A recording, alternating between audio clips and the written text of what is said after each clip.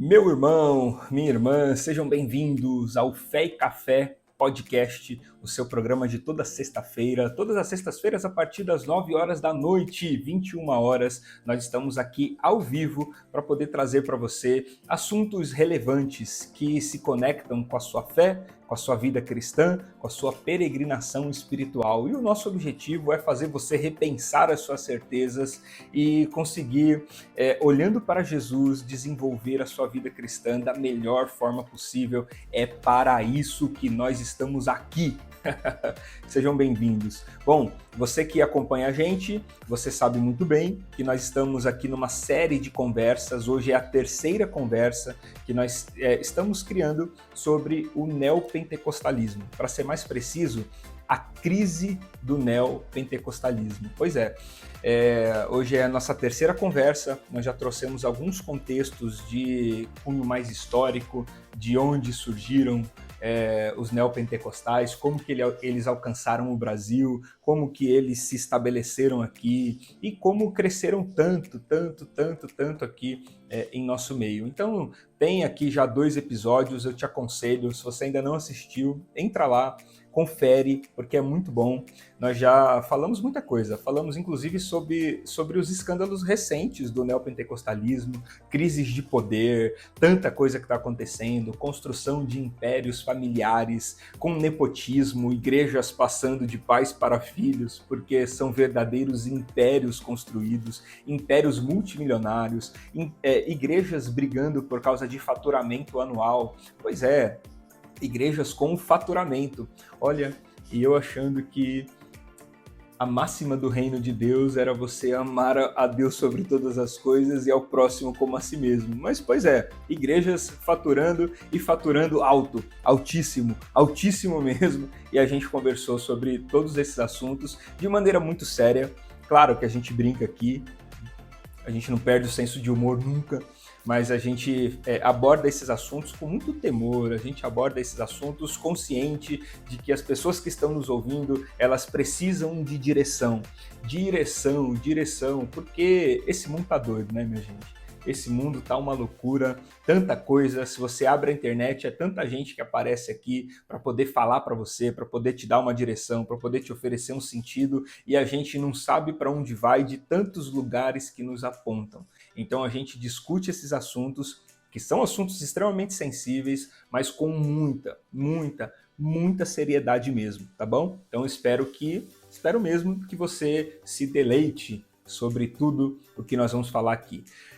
Como esse assunto é muito amplo, nós estamos já no terceiro episódio sobre ele e nós estamos separando por caixinhas. Então, como eu falei para você, a gente já trouxe um contexto histórico para dizer de onde que o neopentecostalismo veio, como que ele se estabelece no Brasil, quais são os seus expoentes, quais são os nomes por detrás de tudo isso, quais são as igrejas que se comunicam com essa prática.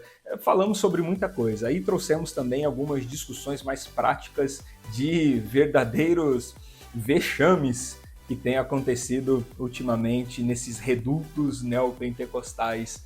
E, enfim, tivemos uma conversa muito boa e a gente está separando isso por bloquinhos, porque separado por bloquinhos, você vai conseguir ter uma compreensão melhor e mais apurada sobre vários assuntos, porque esse assunto é muito grande, não dá para discutir assim numa tacada só.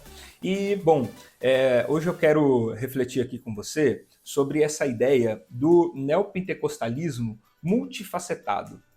O que é isso? É um dos pontos assim mais importantes da gente entender sobre o neopentecostalismo, porque às vezes a gente acha que neopentecostalismo é uma vertente única. Você olha para aquilo ali e fala, bom, é isso aqui. Se não tiver todos esses elementos, isso aqui não é uma igreja neopentecostal. E, na verdade, essa compreensão está equivocada.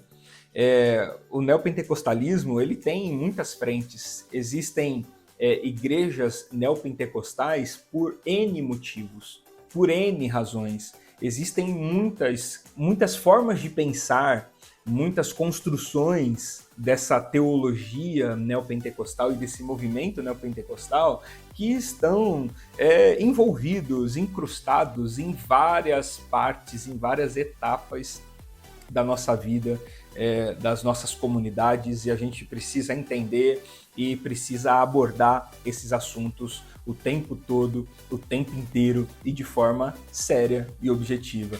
Às vezes a gente pensando que o neopentecostalismo é só aquela bagagem, aquela forma, aquele jeito, daquela maneira, a gente acaba não entendendo alguns movimentos como movimentos neopentecostais. Por quê? Porque não tem isso e nem aquilo. Então a gente discutiu, por exemplo, semana passada, eu trouxe uma afirmação aqui, é a minha opinião, e eu trouxe essa opinião embasada, muita gente concordou, muita gente discordou, mas eu disse aqui, por exemplo, que a Igreja Batista da Lagoinha é uma igreja neopentecostal. E aí o que as pessoas que discordaram vieram trazer é exatamente essa ideia de que não, ela não pode ser neopentecostal porque ela não tem rosa ungida. Ela não pode ser neopentecostal porque ela não manda você fazer oração em cima de um copo d'água. Ela não pode ser neopentecostal porque ela não tem corredor de sal grosso para você passar e nem culto de libertação na sexta-feira. Então ela é uma igreja reformada, como se o neopentecostalismo fosse só isso. E se não tivesse, você pode fazer muitas coisas na sua igreja. Se você não tiver uma rosa ungida, se você não tiver uma oração num copo d'água, se você não tiver pontos de contatos ali para sua fé, então basta. Isso não é neopentecostalismo. É uma visão muito pequena. Estamos reduzindo, de fato, o estrago que esse negócio causa para a gente e para nossas vidas cristãs.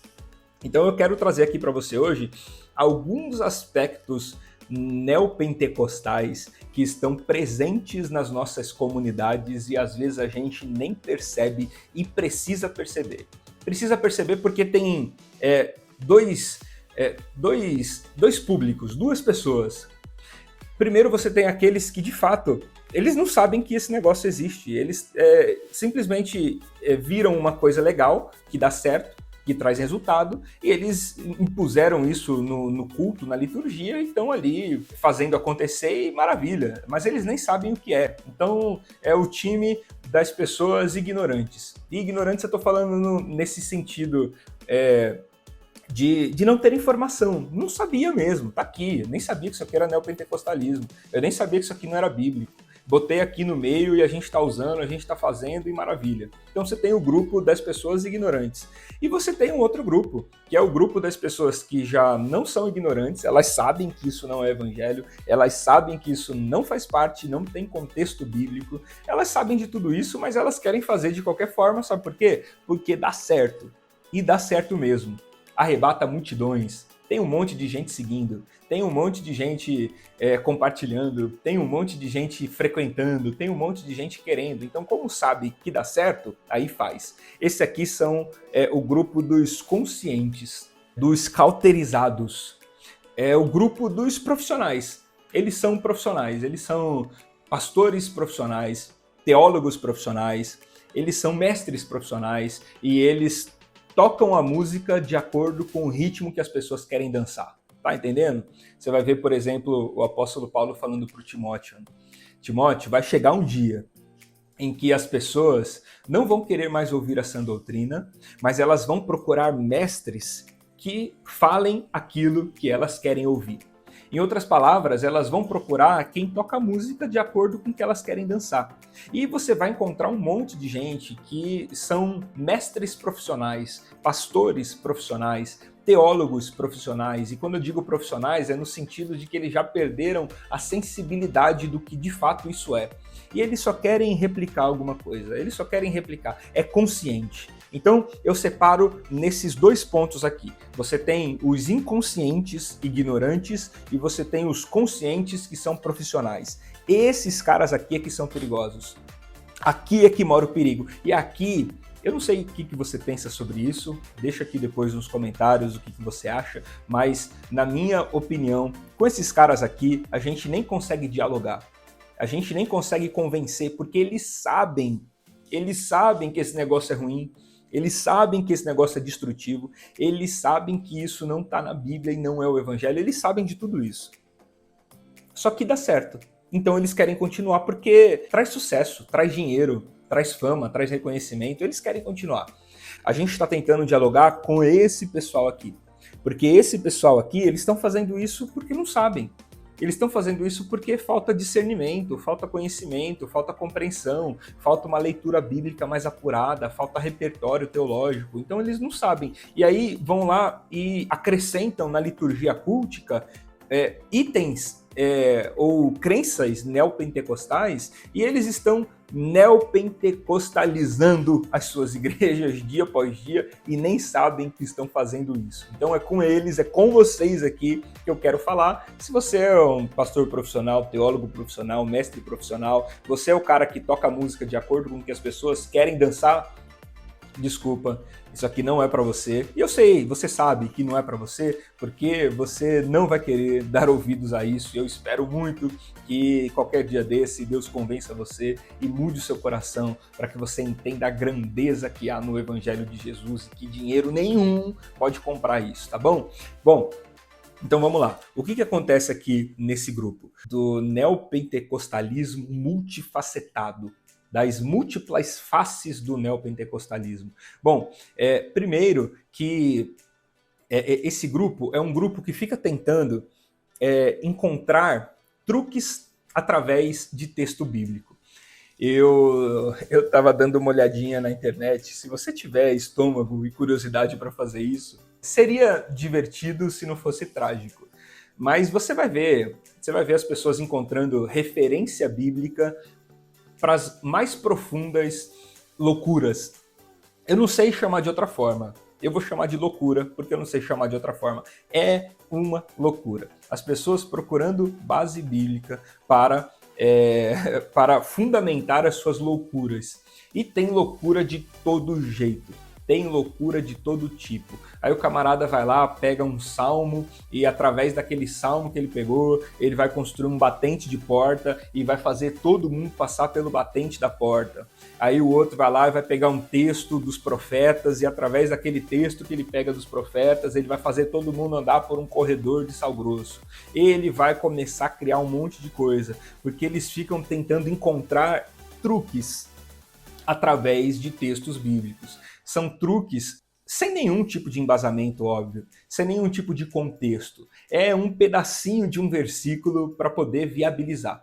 Bom, tem um truque que talvez você já tenha ouvido falar. E esse truque a gente aplica em cima de um contexto de oferta. Você já deve ter ouvido falar sobre a oferta do segundo boi. Você já deve ter ouvido falar sobre a oferta de primícias. Você já deve ter ouvido falar sobre tanta coisa. O que é isso? A gente vai lá e pega um pedacinho de um texto bíblico, faz um recorte bem pequenininho, e esse pedacinho de texto bíblico agora vai justificar todas as maluquices que a gente está tentando fazer em nome de Deus. Por quê? Porque na cabeça da gente esse negócio vai dar muito certo. Na cabeça da gente esse negócio vai funcionar. Na cabeça da gente isso vai ser um estouro. Então a gente fica ali buscando, pensando texto bíblico para poder encontrar truques para fazer o negócio funcionar, truques para fazer o negócio dar certo. E quando a gente vai fazendo isso, nós vamos esvaziando a suficiência de Jesus. Esvaziando a suficiência de Jesus, porque a sua fé em Jesus vai dando lugar para a sua fé em outras coisas. A sua esperança em Jesus vai dando lugar para a esperança em outras coisas. Acabou, você não precisa mais crer em Jesus. Por quê? Porque agora você tem um copo com água ali que está ungido. Aquele copo está ungido. Se você beber essa água, nossa, não sei. Se você levar essa toalha para sua casa, cara, você nem precisa mais de Jesus. Se você levar essa toalha para sua casa, se você dormir todos os dias com essa fronha abraçando o seu travesseiro, nossa, você não sabe. Ó, se você estiver enfermo aí agora, pega um copo com água, bota o copo com água em cima do teu rádio, em cima da tua televisão. Vamos fazer aqui uma oração poderosa, a oração da fé, a oração... A gente tá vendo, a gente vai criando várias formas, vários discursos, várias maneiras de ativação da nossa cabeça, do nosso subconsciente, e a gente vai esvaziando a suficiência em Jesus. Porque ao invés da gente confiar em Jesus e estimular as pessoas a confiar em Jesus acima de qualquer coisa, nós vamos criando pontos de contatos para que essas pessoas de alguma forma encontrem Jesus. Pontos de contato para que essas pessoas de alguma maneira desfrutem de uma fé mística que alcança as coisas. Então vira uma loucura e Jesus vai ficando esvaziado. Eu falei na semana passada, no episódio da semana passada aqui para vocês, eu falei que uma pessoa me perguntou se eu creio no milagre. Veio fazer essa pergunta para mim, sabe aquela pessoa assim, cheia de aquele negócio assim, né? E ele falou assim, pastor, você crê no milagre? E eu lembro que eu respondi para ele, eu falei, eu não creio, meu irmão, eu não creio no milagre. Ele, como já se viu? Onde já se viu um pastor que não crê no milagre? Eu falei, meu irmão, eu não creio no milagre, eu creio em Jesus. É a única coisa que eu creio. Eu creio em Jesus, eu não creio no milagre, eu não creio no copo d'água, eu não creio na rosa ungida, eu não creio na solução, eu não creio em nada disso, eu creio em Jesus. E se Jesus quiser fazer milagres, ele fará. E se ele não quiser, ele também não fará. E tá tudo bem, porque não é no milagre que eu creio e nem espero, é em Jesus. Porque essa forma de pensar, a gente tem esvaziado a suficiência de Jesus. Jesus não é mais suficiente. Por quê? Porque agora a nossa esperança estão nesses pontos de contatos malucos que a gente fica colocando no meio da nossa liturgia cultica. E aí, por falar nesses pontos de contato malucos, sabe uma coisa que a gente faz com frequência e o que vai colocando você aqui nesse bolo da neopentecostalização? Eu nem sei se existe essa palavra. Se não existe, eu vou patentear, porque isso aqui vai dar muito dinheiro essa palavra um dia. Olha aí, ó, já. Você fala no assunto neopentecostal, você já vai ficando ambicioso, tá vendo? Você já vai pensando em dinheiro, já tá ficando ambicioso. A neopentecostalização das nossas igrejas. Uma das coisas que a gente tem feito, além de ficar buscando truque em texto bíblico, além de esvaziar a suficiência de Jesus através de artifícios, através de rosa, copo com água, campanha, não sei o quê, não sei o quê, não sei o quê, é a ideia da judaização da igreja cristã. Você já deve ter visto isso também. Você já deve ter percebido como que nós estamos ao máximo judaizando a fé cristã. Como se o evangelho de Jesus estivesse dentro do judaísmo. Ah não, por quê? Porque Jesus era judeu, Jesus frequentava a sinagoga, Jesus até pregou em sinagoga, Jesus já foi ao templo construído por Herodes, tudo bem, mas Jesus não... em momento algum, em hipótese alguma, veio ao mundo para expandir o judaísmo como religião. Não estou dizendo como etnia, nada disso, estou dizendo como religião. Jesus não veio ao mundo para expandir a ideia do judaísmo como religião. Jesus veio trazer para a gente o que ele chamou de evangelho. Boas novas, o evangelho do reino de Deus, as boas novas do reino de Deus. E aí, o que essa neopentecostalização tem feito? Nós temos judaizado a fé cristã. Você vai ver, por exemplo, o apóstolo Paulo escrevendo aos Gálatas e combatendo essa ideia, dizendo, gente, parem de pensar que o evangelho é o judaísmo. Parem de pensar que a ideia do evangelho é essa compreensão litúrgica religiosa que foi entregue para um povo. Porque agora, esquece, não é mais, a fé cristã não é fé para um povo. A fé cristã é uma fé para pessoas de todos os povos, tribos, línguas e nações. A fé cristã não é uma religião étnica. A fé cristã é para todos, ide por todo mundo e anunciai o evangelho para toda criatura. Mas o neopentecostalismo ou a neopentecostalização tem judaizado as nossas consciências. Então você vai ver pequenos sinais. E aí eu não estou dizendo se é pecado, que não é pecado, estou falando de pequenos sinais. Você vai ver o pastor pregando de talite, de quepá, de talite, você vai ver os itens, um candelabro mezuzá, a Arca da Aliança. Você vai vendo tudo aquilo ali, todas essas coisas, todos esses utensílios ali espalhados. Você vai nos ver comemorando os feriados judaicos, as festas judaicas, aí a igreja cristã celebrando o dia de Yom Kippur, a igreja cristã celebrando os feriados, as festas do judaísmo, judaização da igreja cristã. Isso é um sinal de que nós estamos a caminho da neopentecostalização da nossa fé.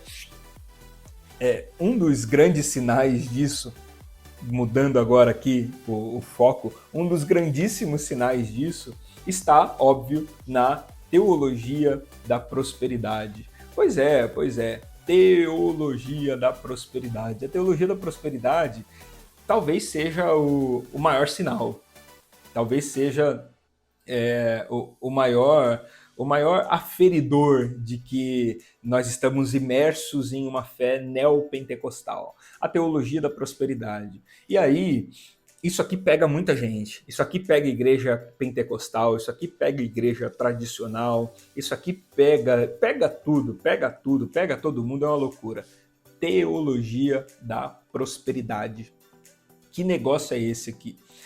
A teologia da prosperidade é uma compreensão bíblica, é uma construção bíblica, e eu estou colocando entre aspas, se você estiver só me ouvindo e não estiver me vendo, é uma construção bíblica, entre aspas, de que você foi feito para vencer. Você nasceu para dar certo.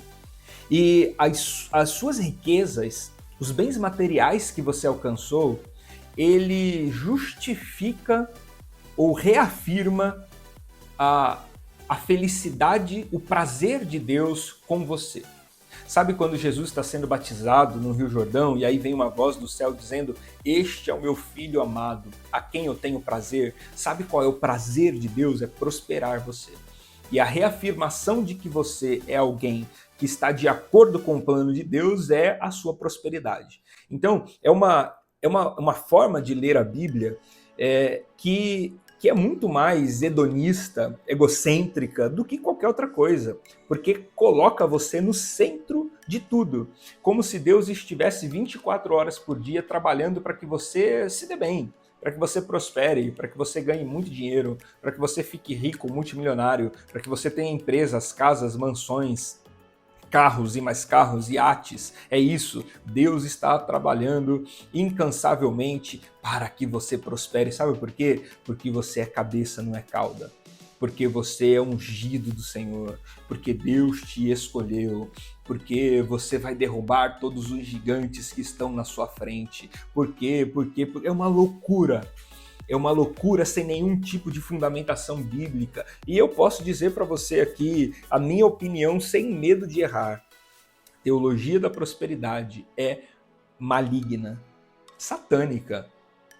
Nossa, eu não consigo classificar isso. Eu acho que nem o diabo teria capacidade de criar um negócio tão maligno como a teologia da prosperidade. Pois é, e qual é o foco da teologia da prosperidade? Bom, o foco primeiro são as campanhas. O que são essas campanhas? Campanhas é a forma como a igreja prende você à sua liturgia para segurar você por normalmente 7 dias ou 7 semanas, para que você faça um compromisso, assuma uma responsabilidade diante de Deus. Eu estou fazendo um voto. E no final, quando eu cumprir minha parte, fizer a minha parte, o Senhor vai, de uma maneira recíproca, cumprir também a sua parte na minha vida e vai me abençoar, e vai me prosperar, e vai me dar aquilo que eu quero.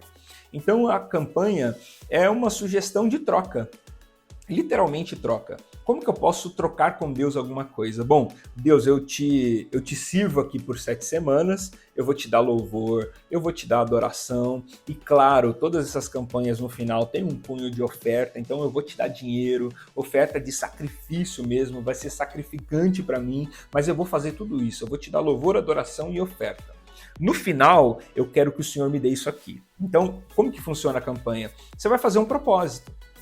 O que você quer ganhar de Deus? O que você quer que só Deus pode te dar? Você não tem capacidade de alcançar sozinho, porque é muito grande. ou você já não tem força mais para buscar, ou você não tem dinheiro mesmo para ter. O que você quer? Porque Deus pode te dar. Como que Ele vai te dar? Faça um compromisso com Ele, cumpra a sua parte e então Ele vai cumprir a dele. Teologia da prosperidade, troca, ela funciona em cima da campanha. Ela funciona em cima dessa falsa ideia de libertação. E isso é muito engraçado. Quer dizer, não deveria ser engraçado. Tira o engraçado daqui. É muito triste, pronto. É tragicômico. Por quê? Porque no bojo da teologia da prosperidade, você tem a teologia da batalha espiritual. E a teologia da batalha espiritual é aquela velha ideia de que tudo é culpa do diabo. O pneu do carro furou, tem um diabo que fura pneu de carro. A gasolina acabou, tem um diabo tomando a gasolina do seu carro. Você tem um diabo gastando seus dinheiros, o seu recurso. Minha esposa brigou comigo, tem um diabo na sua família. Tudo tem um diabo para acabar com tudo. Então, se tem um diabo para acabar com tudo, você precisa de Deus para Deus proteger você em tudo. É aquela famosa ideia de você criar um inimigo e, através da criação de um inimigo em comum, você agora tem a solução. A solução aqui é Deus e o poder de Deus. Então vem para a igreja buscar o poder de Deus, porque se você tiver o poder de Deus, você vai dar conta de lidar com toda essa astúcia do diabo. O diabo vai tentar prejudicar você, mas você está protegido. Você está com o corpo fechado. Você está selado. O trem em você não vai funcionar, fica tranquilo. Aí o diabo pode vir do jeito que ele quiser, você está revestido da armadura de Deus e nenhuma seta do diabo vai alcançar você. Oh, glória a Deus! Olha, isso aí dá uma pregação, viu? Se você fizer um recorte e botar Gabriel, tá aí, Gabriel, um recorte, recorta isso aqui, ó, é só botar lá, bota assim, um fundo mais escuro, uma musiquinha mais dramática, e eu dizendo, olha, sele o seu corpo, sele a sua vida, porque nenhum dardo inflamado do inimigo chegará até você se você estiver revestido da armadura de Deus. E a armadura de Deus, para você se revestir, você precisa estar aqui na igreja todos os domingos por 7 semanas. Oh, glória! Aí, ó, pronto. Tá feito já a campanha. Tá feito. Aí, é isso. Tá vendo? Olha como que a gente vai criando as coisas e como que a gente vai desenvolvendo as coisas. A ideia não é essa. O plano definitivamente não é esse. E aí a gente constrói essa teologia da batalha espiritual, e a ideia da teologia da batalha espiritual é fazer com que você tenha um inimigo em comum, e agora você precisa de Deus para te proteger, porque Deus é que vai ganhar essa treta. Deus é que vai ganhar essa briga e tá tudo certo. E também aquele trabalho incansável de que você precisa ter fé para alcançar. Tá vendo como é uma percepção tão pequena, mas é a ideia de que, bom, você precisa ter fé para alcançar. Você precisa de fé para ter alguma coisa. A fé que você tem em Deus vai fazer com que Deus entregue coisas para você. Quando você for fazer um pedido, peça com fé. Tenha fé, coloque fé, tá faltando fé. Põe mais fé, faça sacrifício com fé, cante com fé, louve com fé. Por quê? Porque fé é para alcançar. E isso é uma deturpação do sentido da fé. Porque fé não é para você alcançar coisa alguma. Pelo amor de Deus. Eu gosto muito de ver o apóstolo Paulo falando sobre o espinho na carne. Ele diz assim, ó, eu orei por 3 vezes pedindo, Senhor, afasta de mim este espinho na carne. E o que o Senhor me respondeu foi, a minha graça te basta, porque o meu poder se aperfeiçoa na sua fraqueza. Bom, aí, tá aí. Você acha que o Paulo não tinha fé para alcançar o que ele queria? Então, isso é uma deturpação do sentido de fé. Fé não é para você alcançar o que você quer. Fé é para você entender o que Deus quer, aceitar o que Deus quer e viver o que Deus quer, ainda que seja o contrário do que você quer. Entende? Então você não usa a fé para alcançar alguma coisa de Deus, como se Deus estivesse ali regulando alguma coisa para você. Não quero te dar. Aí você vai lá e pede, ele fala, não vou te dar. Aí você vai lá e pede com mais fé, ele fala, ainda não vou te dar. Aí você vai lá e coloca toda a sua fé e ele fala, agora eu não resisto. Toma, tá aqui, é seu. Que isso? Isso é a gente desvirtuando o sentido de fé. Então, fé não é para você alcançar alguma coisa. Fé é para que você, ao não alcançar o que deseja, permaneça firme no propósito eterno de Deus. Então, fé é para você conhecer o que Deus quer de você. Por isso que aquele que se aproxima de Deus tem que ter fé, tem que crer que Ele existe. Por quê? Porque eu estou me aproximando para entender o seu propósito. Não é para desfrutar das suas benesses, é para entender o seu propósito. De forma que não faltam pessoas no mundo hoje querendo desfrutar os bens de Deus. O que falta no mundo hoje são pessoas querendo viver o propósito de Deus. Então, fé é para você viver o propósito, não é para você desfrutar o benefício. Tá vendo como muda radicalmente a percepção? Mas isso tudo está no bojo da teologia da prosperidade. O que está no bojo da teologia da prosperidade? O positivismo. Aquela ideia de que a sua boca tem poder. Cuidado com o que você vai falar, que a sua boca tem poder. Se você fala coisa boa, você atrai coisa boa. Se você fala coisa ruim, você atrai coisa ruim. Meu irmão, isso é sincretismo religioso, isso é crença de outras religiões. Isso não está no Evangelho de Jesus. Isso não faz parte do Evangelho de Jesus. Quem foi que disse para você que a sua palavra tem poder para você ser positivo? Porque, isso não fala tal coisa, que não se atrai isso, viu? Você vai falar, o irmão ficou doente. Não fala isso, que se atrai esse negócio. Não fala não, pelo amor de Deus. O irmão perdeu. Não fala isso. O diabo tá sendo... Não fala diabo. Fala inimigo. Porque quando você fala, você atrai. Que isso? Isso não é fé cristã, isso não é o evangelho. Isso é positivismo, isso é outra coisa. Isso é uma filosofia. Aí a gente vai trazer, dentro dessa teologia da prosperidade, você vai trazer palavras-chave que você vai encontrar em muitos lugares. Eu declaro, eu decreto, eu profetizo, eu tomo posse. Olha aí que beleza. Meu irmão, toma posse aí. Tá aqui outra pregação para você, ó. Com um fundinho musical feliz. Eu tomo posse da minha vitória, eu tomo posse das minhas bênçãos, eu declaro sobre você, eu profetizo sobre você. É como se as suas palavras tivessem poder místico, se elas tivessem o poder de trazer as coisas, como se a sua palavra fosse a palavra de Deus, porque a palavra de Deus trouxe à existência as coisas que não existiam, mas a palavra de Deus trouxe, não foi a sua. Isso é positivismo, isso é sincretismo religioso que está no bojo da teologia da prosperidade. Meu irmão, você não declara nada, você não é o Senhor, você é o servo. Consegue entender? Você não declara nada, você não determina nada, porque você não é o Senhor. Quem determina é Jesus. Quem declara é Jesus. Você vive, entende? Você vive. E o eu amarro é o que eu mais gosto. Tá amarrado, eu amarro. Isso aí você falou na minha vida, tá amarrado, tá amarrado, tá amarrado. Como se o simples fato de você falar tá amarrado fosse suficiente para você deter qualquer tipo de manifestação maligna. E não existe. Isso é uma loucura. A gente está tornando tudo isso em uma grande loucura e uma grande bizarrice. Então esse universo do neopentecostalismo, ele tem criado bizarrices absurdas, extremas, e a gente já perdeu as estribeiras disso há muito tempo.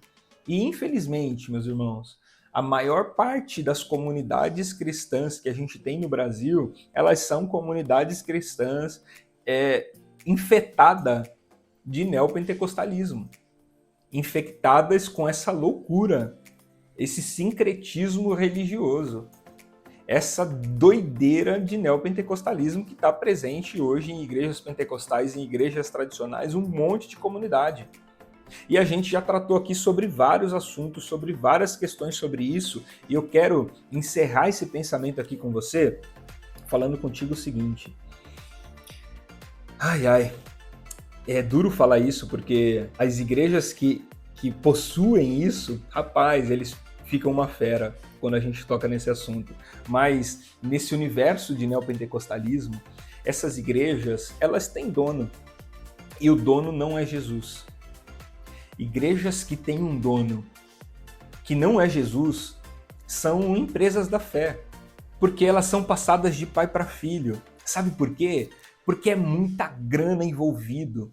São verdadeiras empresas, são verdadeiros negócios, é muita coisa envolvida, muita grana envolvida, meu irmão. E aí, o pai treina o filho vai treinar o seu filho, o outro vai treinar, e assim fica, para ficar a dinastia dentro da família. É isso aí. E aí, como a dinastia está dentro da família, o poder do império está dentro da família, então aquele bem nunca vai se perder, aquilo ali vai se perpetuar. Por quê? Porque é um negócio de família, e isso está no bojo do que é o neopentecostalismo, está entranhado no neopentecostalismo. O neopentecostalismo criou igrejas que são negócios de família. Guarda isso no seu coração, por favor, para você conseguir observar. Neopentecostalismo criou igrejas que são negócios de família. São igrejas que possuem donos.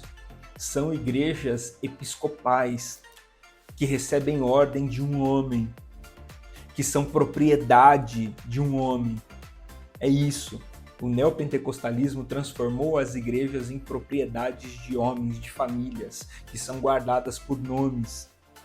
E como que você pode fazer para encontrar uma comunidade saudável, para fugir do neopentecostalismo? Bom, primeiro observa tudo isso que eu te falei aqui, todas essas loucuras, esse sincretismo, esses pontos de contato com a fé, esses penduricalhos, todas essas coisas, essas loucuras. Considera tudo isso. Depois que você observar todas essas doideiras, tenta perceber como é que essa igreja trata os seus velhos e as suas crianças. Sabe por quê?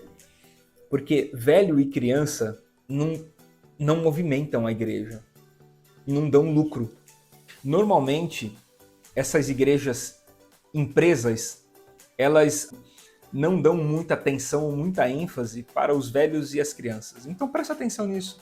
Ou quando dão ênfase nas crianças, na verdade é de olho nos pais. Para poder segurar os pais, criam uma estrutura para crianças. E quando eu digo não dão ênfase, é assim, o que está sendo ensinado? Isso é tratado com carinho? Isso é tratado de fato com reverência, com temor de Deus? O que está acontecendo com as crianças? Ou será que a gente precisa de um espaço bacana para tirar as crianças do nosso culto para elas não atrapalharem a gente? Como que a igreja trata os velhos e as crianças? Em próximo plano, perceba se o pastor é acessível.